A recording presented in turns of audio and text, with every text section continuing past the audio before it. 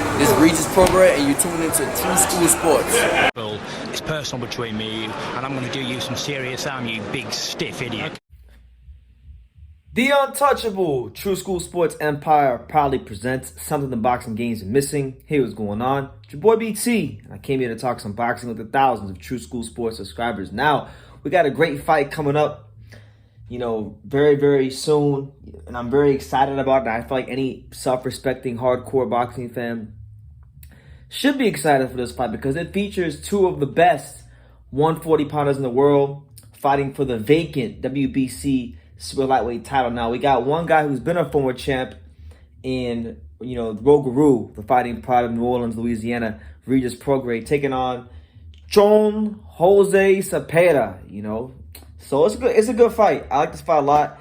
It's a matchup of two physical, hard-punching southpaw punchers. That's how I describe this matchup. And in this video right here, what we're going to discuss is why Regis Prograis will whoop Jose Zepeda. Now, Regis Prograis, I think, this guy had a very interesting career. This is a guy that didn't necessarily have the backing of a big-time promoter in the beginning. He doesn't come from a place where you traditionally hear fighters come out of in New Orleans, Louisiana. So just on that alone, it was always going to be a little bit harder for him. But he's made a massive name for himself in the sport of boxing. And he's always shown himself, for the most part, in his career to be a devastating fighter. 23 knockouts, 28 fights. Regis Prograis is one of the best 140-pounders in the world. And, he beat a really good fighter in Kyle Relic in 2019 to become the WBA lightweight champion. And then, he had that fight with Josh Taylor in the final of the World Boxing Super Series where, he ultimately fell a little bit short. And, a lot of people thought if that fight would have been in America, he would have got a decision. And I think they're probably right, but it wasn't. Unfortunately for Prograis, it was in the UK at the O2 Arena, and he lost the majority of the decision. Now, there's no shame in losing, but I feel like Regis Prograis is a good example of why when a fighter gets the belt and they're not necessarily a big name, but they have the world title and they're in a power position to call and dictate things for their career, he's a good example of why fighters don't fight the best right away. Because if you lose the belt, as he has, it's hard to get the top guys to call you out and want to fight you when he hasn't had that luxury. Guys haven't been jumping up to fight him, and for good reason, because he would beat the brakes off of him. And you wind up fighting fighters that, for the most part, are overmatched. Because since the Josh Taylor fight, the three fights he's had have been against Juan Heraldez, who was a hyped up middle prospect. Then Ivan Redkach, who everybody knew he was going to beat, and then Tyrone McKenna, a guy that was an overachiever, but really has never been a world level fighter. So this is really his first top level fight since the Taylor fight. And it's no fault of his own, but I feel like if he's going to whoop Jose Zepeda, first and foremost, I believe Zepeda has about a 2.5-inch reach advantage. But the thing is, Jose Zepeda doesn't like to box from the outside. He's not a guy that likes to box from the outside. He's more so a guy that will want to sit there and fight you. So I feel like if that's what Zepeda's going to do, which I think he will, because he doesn't know how to do much of anything else. He just knows how to kind of slug it out with you and show that he's the stronger of the two fighters when he wins his fights. So if that's what he's going to do, I feel like it's going to be Christmas come early for Regis Prograis, because just so long as he makes the weight comfortably and he's not weight drained and he's feeling strong on fight night, that's the kind of fight he wants to fight. Prograis is athletic. Prograis can move. He can box. But ultimately, he's a very, very tough fighter. A guy that's strong, heavy-handed, loves to go out there and knock you out, as his record would indicate. So if Zepeda fights his normal fight, I really do feel like it plays into what Prograis wants to do. You know what I'm saying?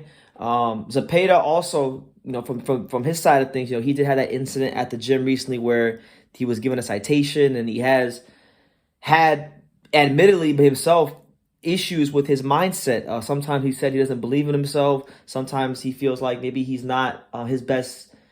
The self-belief isn't where it needs to be. And then on top of that, when you take a look at Zepeda, Zepeda, he had that fight with Baranchik.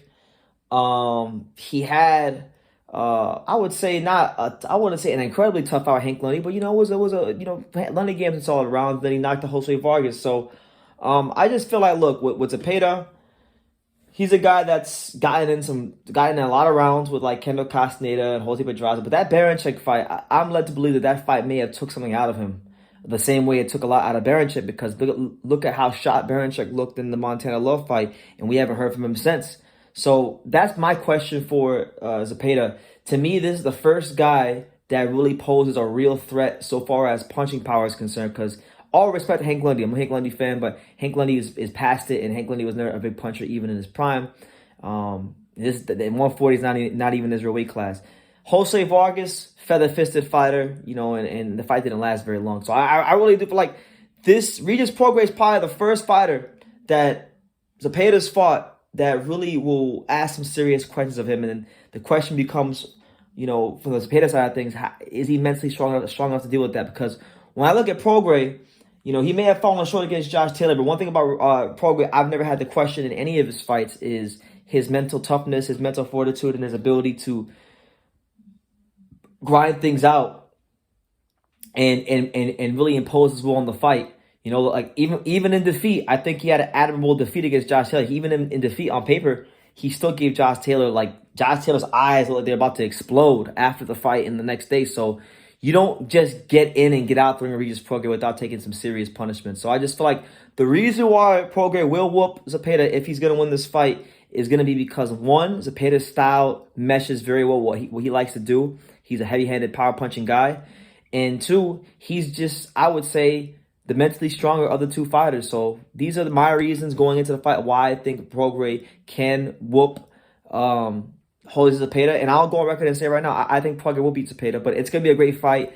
Shout out to both of them for making the fight happen. Two great warriors of the sport. Looking forward to, both men, giving the fans what they want to see towards the end of 2022. So, leave your comments down below. Make sure you guys take the time to subscribe. And like I say in every single one of these videos, you can love me or you can hate me. But I'm just a kid from Dania. So until next time, take care, guys. Just like Mayweather's uncles would say, a lot of people don't know shit about boxing. You do. You've done it. Thank you. You about the only smart guy that I know, bro. Nobody knows shit about boxing. I appreciate it, man. I want to say, man, make sure to follow True School Sports, always covering boxing at the highest level, man, and make sure to subscribe to his YouTube channel. Follow him on Instagram at Just a Kid from Dania as well. He the plug.